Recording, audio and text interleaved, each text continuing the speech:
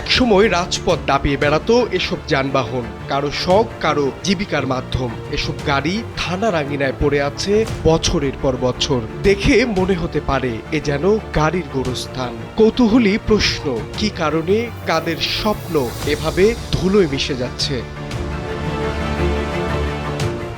রাজধানী ঢাকার শাহবাগ থানার ভেতরের ডাম্পিংয়ের চিত্র এটি। মোটরসাইকেল, বাস, রিকশা, সিএনজি, প্রাইভেট কার, কি নেই এখানে। যানবাহনগুলোতে মরিচা ধরে গেছে, অনেকগুলো মিশে গেছে মাটির সঙ্গে।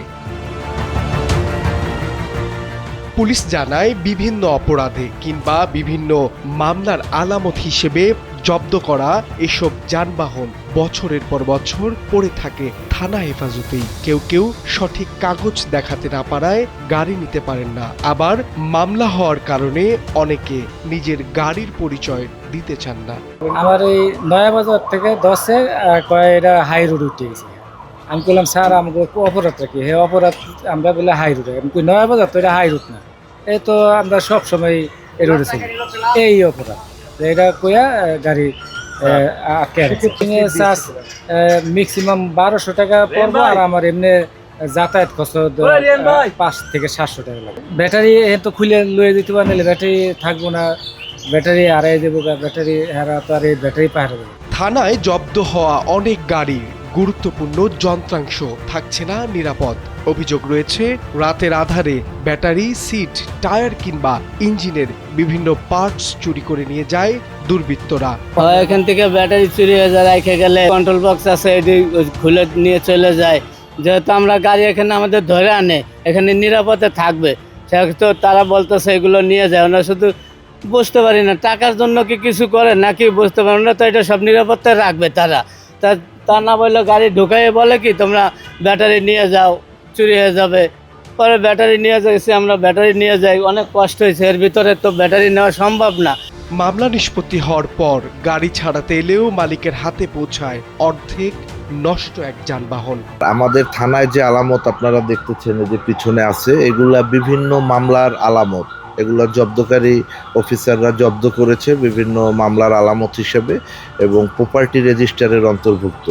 এগুলো আদালতের অনুমতি সাপেক্ষে আমরা প্রকৃত মালিকানা যাচাই করে আমরা দিয়ে দেই। এগুলো পরবর্তীতে আমরা রিপোর্ট করি যে আমরা রাজস্ব খাতে জমা দেওয়ার জন্য আমরা আদালতে প্রেয়ার করি যে দীর্ঘদিন যাবৎ গাড়িগুলো নষ্ট হয়ে যাচ্ছে, এগুলো বিক্রি করে রাজস্ব খাতে যদি টাকা দেওয়া হয়, এইভাবে আমরা আদালতের কাছে প্রেয়ার করি। বিজ্ঞ আদালত আমাদের যদি অনুমতি দেয়, সেই ক্ষেত্রে অকশন টেন্ডার হয় বা আমরা এগুলো যেভাবে সরকারি প্রক্রিয়া মেনটেন করে রাজস্ব খাতে সেই টাকা জমা দিয়ে দেওয়া হয়। পুলিশ বলছে আদালতের নির্দেশ ছাড়া জব্দকৃত গাড়ি হস্তান্তর করার কোনো সুযোগ নেই। তাই দীর্ঘ আইনি প্রক্রিয়া আর মালিকানা জটিলতায় বছরের পর বছর থানার ডাম্পিংয়ে পড়ে থাকে এসব গাড়ি। যথাযথ মালিক কিংবা বৈধ কাগজপত্র না মিললে শেষ পর্যন্ত নিলামে বিক্রি করে দেওয়া হয় এসব নষ্ট যানবাহন। একজন আসামি গ্রেপ্তার হয়েছে, তার সাথে দেহ তল্লাশি করে ইয়াবা পাওয়া গেছে এবং সাথে একটা হুন্ডাও পাওয়া গেছে। এভাবে আবার কিছু গাড়ির ট্রাফিকের মাধ্যমে আসে। আসলে সবকিছুই আমরা ওই সিআরপিসি আইন অনুসারে এগুলো নিষ্পত্তি করা হয়। এগুলো আমাদের সিআরপিসি, যেমন সিআরপিসির 523, 550 এই ধারাগুলো ম্যাজিস্ট্রেটের মাধ্যমে নিষ্পত্তি করা হয়। যে হোন্ডাগুলির মালিকানা পাওয়া যায় না কিংবা চোরাই বলে সন্দেহজনক, সেগুলো আমরা একটা থানায় আসার জিডি করি। জিডি করার সাথে সাথে সিআরপিসির যে 523 অনুসারে আমরা সেটা আবার ম্যাজিস্ট্রেটের কাছে পাঠাই। ম্যাজিস্ট্রেট সেখানে একটা আইনানুগ প্রক্রিয়া করে। সচেতন মহল মনে করছে জব্দ করলেও গাড়িগুলো যদি আরো যত্ন করে রাখা যায় তাহলে বেঁচে যাবে দেশের কোটি কোটি টাকার সম্পদ। মাহবুব আলম শ্রাবণ, সময়ের আলো, ঢাকা।